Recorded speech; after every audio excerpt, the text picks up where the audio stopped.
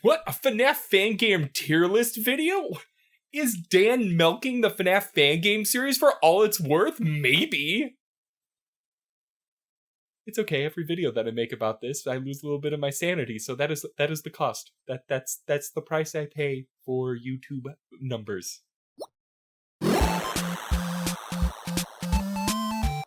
Hello everyone, and welcome to another episode of that Cybert channel. I'm Dan Cybert, and yes, today we are doing an updated FNAF fan game tier list. I needed to turn a video around rather quickly, and I tried to figure out what exactly would be the best video to do, and then I was like, some people want to see what I think about the new games, put them in the tier list, so let's do just that.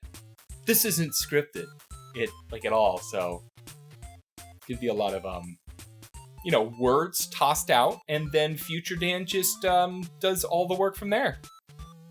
Present Dan is going to be the death of future Dan. So if you saw my Ultimate Gaming tier list video, which if you haven't, you can click right up here. I don't know why this arm's so damn squeaky today, but that's okay. You know, at the end of that video that we did our FNAF fan game tier list, covering everything from FNAF Fan Games 1 to FNAF Fan Games 3, but since then, we have added 33 new fan games. Wait, 33, that's not right. 22 new fan games. Is that right?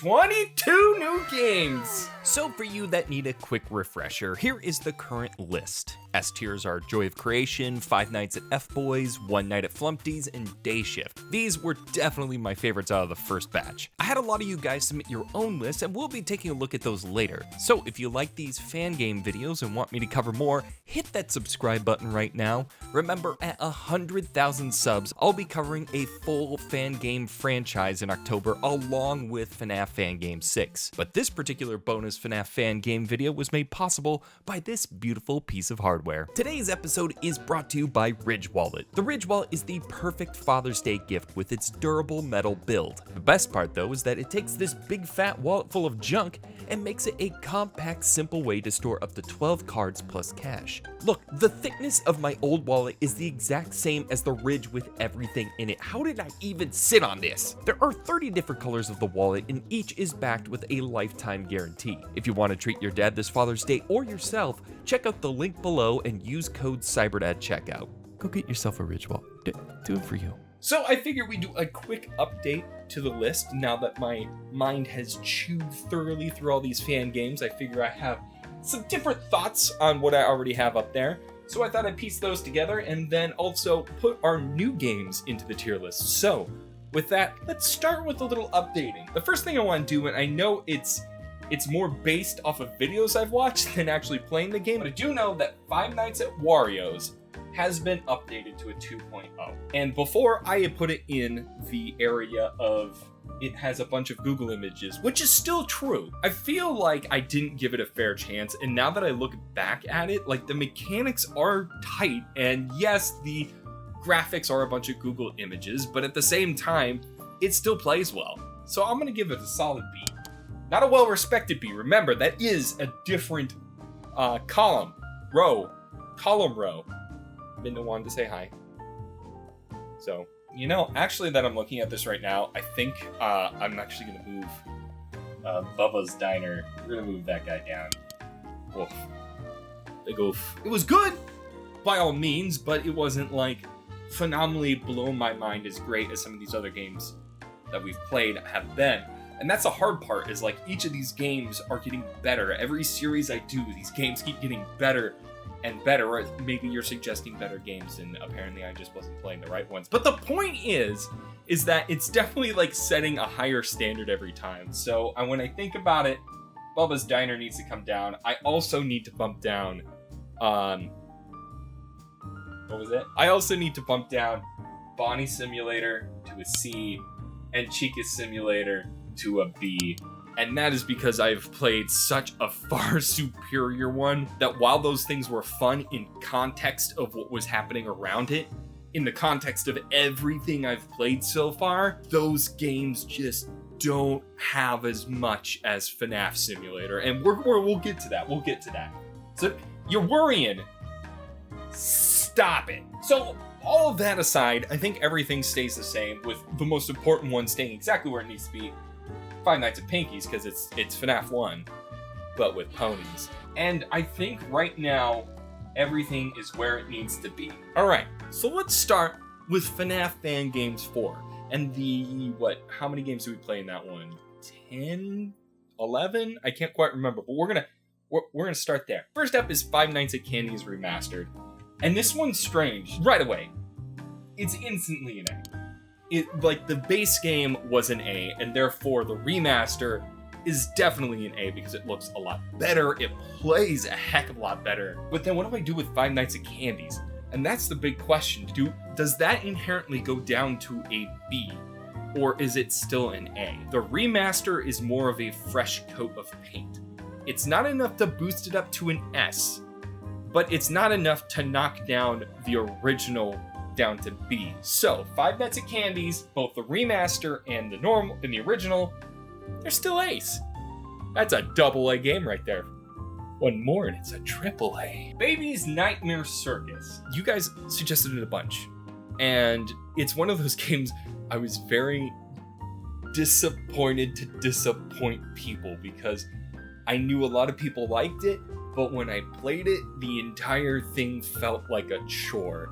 And the hardest part is I saw classic mode, that extra mode afterwards. I'm like, why couldn't that have been the game? Because that part of the game looks so good. I'm really torn because by all means, the classic mode looks like an A, but the normal game feels very much like a C. And then I guess logically that makes it a B, and I don't know why I'm making a big fuss about this. Let's just do it.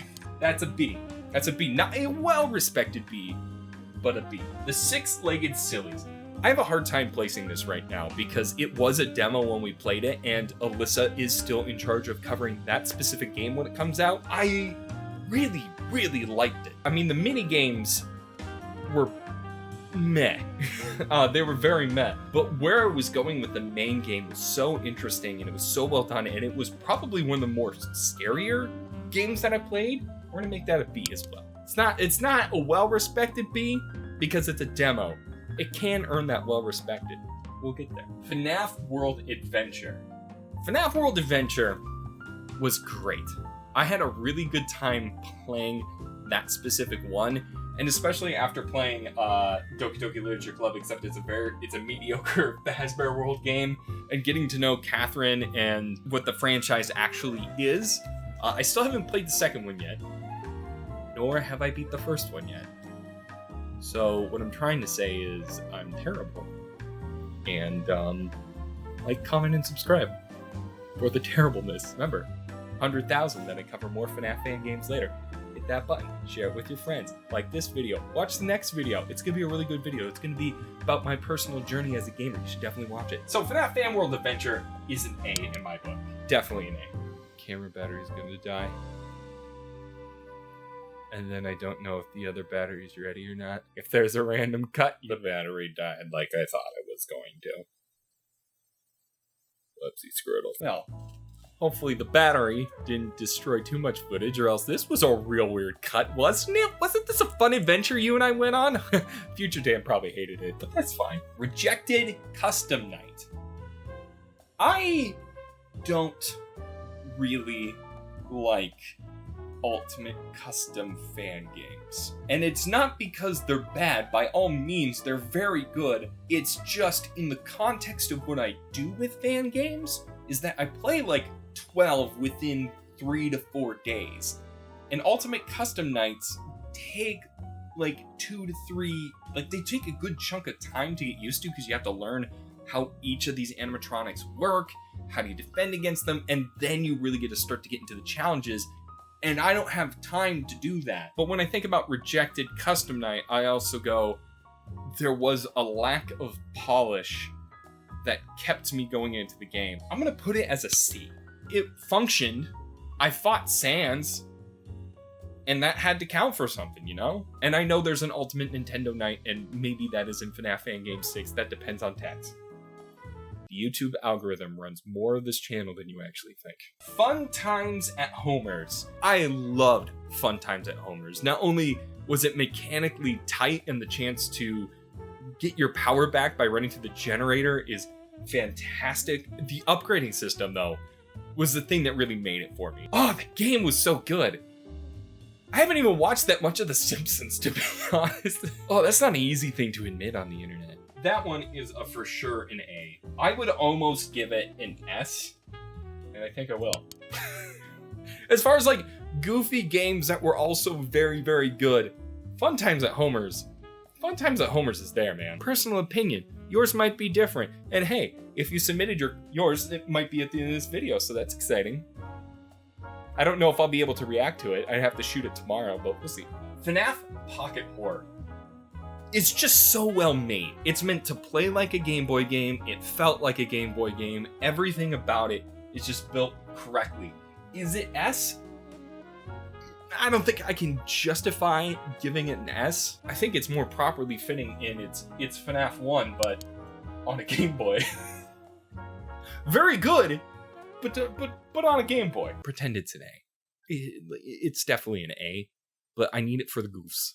That column is looking pretty pitiful right now, if only ponies are there. A Shadow Over Freddy's, by the creator of Pork Chop's Adventure. As far as a point and click is concerned, it's so well made, it's terrifying, it's chilling. I have a real soft spot for A Shadow Over Freddy's, and I'm really upset with myself that I sat on it for so long. Is it an S or an A? And I think I want to put it as an A, mostly because I can't put that as an S without putting Pork Chops as an S. Because Pork Chops is definitely better than A Shadow Over Freddy's. Jollibees, Phase 1, right? I guess it's called Phase 1. Of course, we covered the sequel Phase 2 in the most recent one. But Jollibees 1, my god. I remember playing Jolly and going like, yeah, Jolly is pretty good. I like where it goes. But like Jollibees is just like above and beyond what Jolly was. I gotta give it an S. The mechanics always felt really easy to pick up. There was only like once or twice that I felt like I was punished for no reason, but then on retrospect I realized I was just an idiot. And every time he updates one of these games, it gets better, it plays better. That one's an S. Like as far as Jolly and the Jollibees series goes, that is the pinnacle, in my opinion. Five Nights at Doco's. Sweaty game after I was done with Five Nights at Animes because I had no more Five Nights at Animes to cover stuff. Five Nights at Doco's I didn't talk about because it was the end gag, but honestly, like I played it, it's okay. It's fun. Look, if I was Doco, I would put it higher because it is kind of a love letter to what he's done and how much the fandom cares about him and the joy that he gives everyone. As someone who is not Daco, I'm like, yeah, it's a game. It plays pretty good. I shoot Daco in the face, so that was a thing. I'm gonna give it a C, and that's just more of like there's a disconnect between me and the Daco game because that's Daco's game. My game is. Where's my game? And now we arrive at FNAF Fan Games 5, which was easy. Is it? I think it's the longest episode in the series. My scripts have been getting longer because I've been trying to write more TV-sized things to practice writing for TV. So I'm usually hitting about 23 pages to 30 pages. So good for you, terrible for me. Jollibees Phase 2. Now, I did say that Jollibees was the pinnacle of the series, and I meant that. I like Jollibees 2, but there are a few mechanics that didn't quite work how I wanted them to, and it was kind of harder to grasp. Yeah, you had a ton of options to defend yourself, but they're not as easy to pick up. And I definitely think with like the hacking, I needed a little bit of a better explanation, or rather I should have tried using it once. You didn't see it in the video, but I never used hacking once because I just didn't know what it did, and I assumed if I messed it up, it would kill me. Anyway, Jollibees Phase 2 is good. It's great. But I have to give it an A, because I do think that Jollibees Phase 1 is a lot better. It's a lot tighter, and that's weird for the first one in the series. I know he made Jolly before that, but like Jollibees being the better one between 1 and 2, but to me, it just felt like it. Circus Baby's Diner. I've seen a lot of comments about people saying, why do people like this game? It's just FNAF 1 with a vent. And to that point, I get it. It definitely is kind of FNAF 1, but with a vent and baby. And of course, that does immediately put it into my FNAF 1 but column. While it does feel a lot like FNAF 1, there are a lot of little quality of life changes between what FNAF 1 represents and what Circus Baby's Diner represents. Yes, the vent is another added layer of anxiety and defense that you have to take care of, and yeah, you remove the lights and that kind of makes it easier, but the thing is that Circus Baby's Diner looks cleaner. And if we're looking at the game as a whole, we're also taking account of, story, we're taking account of presentation, gameplay. It just plays better. It plays really well. So if you liked FNAF, you're inherently going to like this game. And you're going to put it higher up because it is FNAF 1, but better. And that's why it deserves its FNAF 1 button. Fredbear and friends left to rot. My God, when I streamed this, it triggered me so hard. Well, what do you want me to do? Night 2 I couldn't get past it. I acknowledged that it was a moment of me just not being good at the game. Maybe it was because I was live and not really paying attention, but it's too dark. It's too hard to see what's happening. That door just discharges so fast that you can't make any good progress without staying on the night forever. If you got a good rhythm where it's like, but that's not gameplay. That's clicking buttons. I mean, ultimately you break down any game into that, but it especially feels more tedious to just have to go, all right, that was 5 seconds, go do this. Okay, that was 5 seconds, do this. You know what I mean? I gotta give it a C. I will say, out of this bunch, it was definitely the most terrifying, I think. Or at least it felt like it. It did atmosphere very well. It's just mechanically tighten. You gotta tighten at it. The Return to Freddy's rebooted.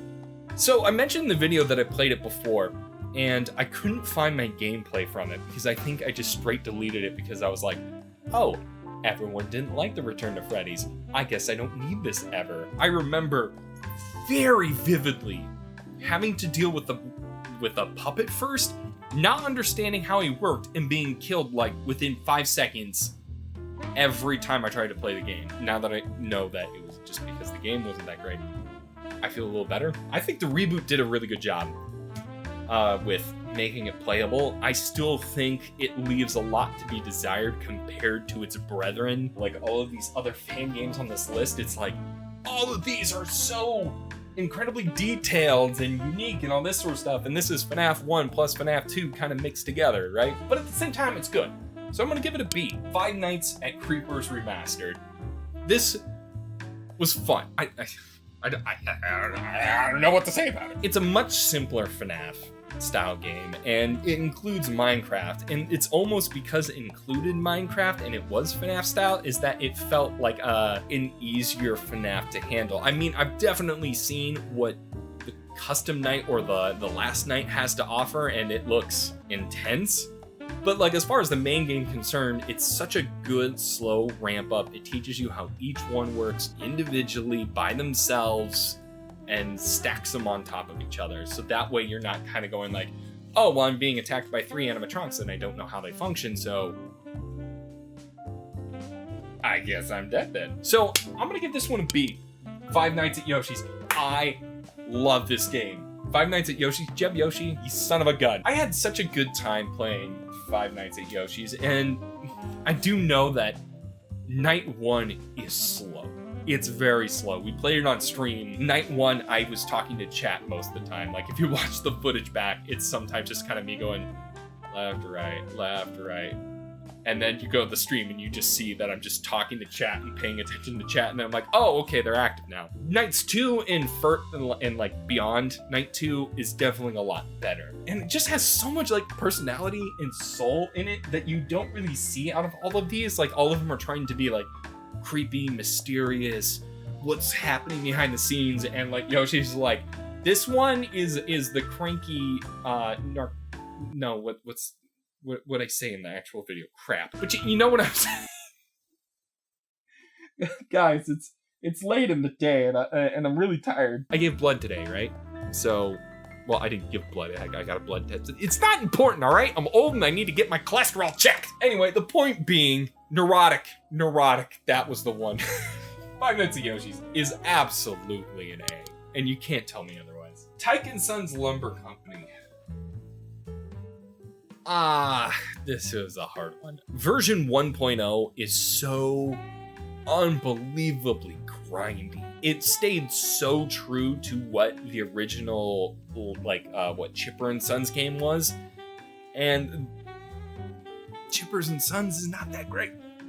It's not that great of a game. When I played this one, it definitely felt like there's something here, but there needed to be quality of life changes from Chippers & Sons, and there are some, but not enough. I do think, though, that the night segments save this game, because they play smooth. Anyway, Tyke & Sons, it's a B. It's good, but there's still tweaking that I think needs to be made on it. Animator's Hell. My God, if there was ever just a good-looking, good, smooth game, it is Animator's Hell. That one was just the freshest take, and I know I've played like tons of these fan games, and they all do kind of blend together at the end of the day. But Animator's Hell just felt so fresh with the mechanics and everything. But again, problem, UCN type game. Now I know some people were telling me in the comments, I saw a few saying that it is the full version that I played, but Game Jolt says it's Demo 1. And I still believe it's Demo 1. And I don't know if the director ever came back and and reclarified. If I'm wrong, please tell me. It's so much reading, and I would love for there to be a good way of going step by step with each animatronic. I don't know how you do that, but it would be good. I'm gonna give it a well-respected B because I want to put something in the well-respected B thing. But I also think once this game comes out, like once the full one comes out, no, I gotta give it an A. What am I talking about? It's gonna be an S. It's gonna be one of the best Ultimate Custom Nights you'll play. It's balanced, it looks amazing, it's gonna be great. Afton's Revenge. In retrospect, that game was more frustrating than I initially, like, how I wrote it. As I was watching through the footage and actually editing it, I was like, oh, right. I spent most of my time walking. Yeah, I had fun with it. Like, it's one of those games that when you're playing a bunch of fan games and then you get to something like this, it's a nice break from it all. But it's still very flawed in a lot of ways. I gotta give it a B. Putting a lot of B's and A's up there. And 2 FNAF 1s, but FNAF Simulator, S.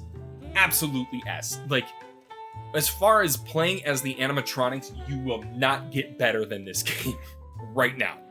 I say that knowing that you very well could. But right now, that is the best game where you play as the animatronics. It's smooth, it's clean, it's fun. I heard that they're possibly still trying to work on the multiplayer version, which I really hope they do, because I would love to be a security guard and go against 4 of you guys. Actually, scratch that. I'd rather someone else be the security guard and 3 of you guys and myself go kill him. That would be a good time. The Freddy Files. I underestimated that game. I said it before in that video, and I say it again here. I underestimated how good that game was going to be. From the screenshots, I just looked at it and went like, huh, it's going to be kind of just another one of the it's FNAF 1 butts. But then I played it, and there's just so much depth to the gameplay. I just like every bit about it. We talked a lot about, in my FNAF reboot episode, about having these sort of like, you do your shift, and then you also have these mini games in between that help you learn mechanics or enhance the story in some way. And that's Freddy Files. Like, it's just good. But is it in S good? I'm gonna have to say no, mostly because I found the night shifts that I did do a little too easy. Maybe it's just me, but I don't feel like I can give it an S. Buff Help Me the Game.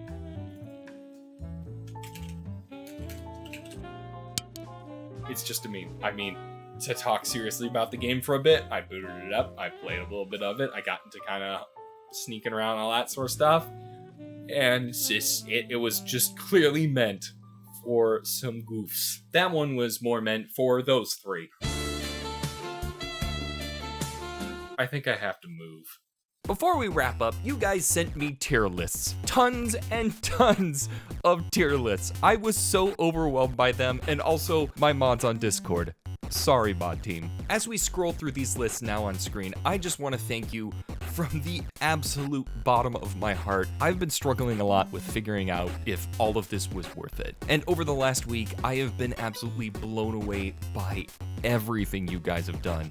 All the tier lists, the community tab support, the streams, and also the incredible fan art coming from you guys. Gundam Ghost 13, Maya Amano, Jack Rest, Pretzel Stick, and Kai Silly, just to name a few, and I'm sorry if I said your name wrong. Seriously though, you guys have no idea how all of this has made me so happy. So thank you, thank you, thank you. You are seriously the best. Thanks for watching. Don't forget to subscribe if you haven't. Stay safe, wear a mask. Until next time, Cybert out.